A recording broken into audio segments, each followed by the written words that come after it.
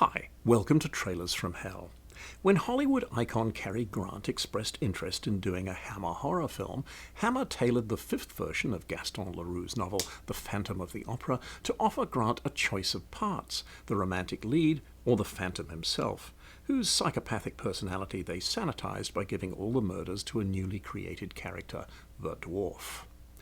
Needless to say, Cary Grant's agent talked him out of the project, and Hammer were left with a script that was so expensive to produce it absolutely had to qualify for an A certificate to get maximum theatre bookings, not the X certificate their usual Gothic fare obtained from the British Board of Film Censors, which at the time was taking media heat for their leniency towards Hammer's attempts to push boundaries.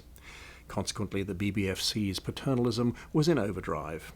I quote Chief Censor John Trevelyan, "We will not allow the old woman's joke. If he can't raise the money, he better not try and raise anything else." The British public of the early 60s had to be protected from the very thought of an erection. Air within these walls. Production value shots kick off this very effective trailer by Esther Harris, my boss 6 years later at National Screen Service. It promises a lot more chills and thrills than the film delivers. The budget was £200,000, high for Hammer, but after 10 weeks of shooting, some say it had climbed to £400,000. The opera scenes filmed at Wimbledon Theatre were a significant cost factor, requiring over 100 extras, musicians and singers. Hammer even had a special opera written for these scenes, which sadly makes you long for Andrew Lloyd Webber. Heather Sears, dubbed rather obviously in her arias, is nonetheless charming and vulnerable as the object of the Phantom's obsession. 2 weeks into the shoot, an internal memo reveals the design of the Phantom's mask was still being debated.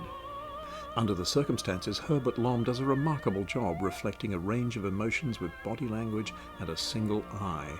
Michael Gough, later to be Batman's butler, is a splendidly reptilian aristocrat, so we look forward to his comeuppance, which never comes.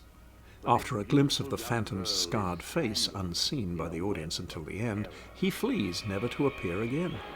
Director Terence Fisher, whose earlier Dracula and Frankenstein films were the ones that had attracted Cary Grant's interest in the first place, saw Phantom as more of a Frank Borzage love story than a Hammer horror, and his horror trimmings, the stabbing of the ratcatcher, the hanging stagehand, were further curtailed by censor cuts. "These shots are rather strong for the A category. Also, we do not like shots of people on fire," wrote Chief Censor Trevelyan. The final reveal of the Phantom's scarred face is underwhelming, to say the least.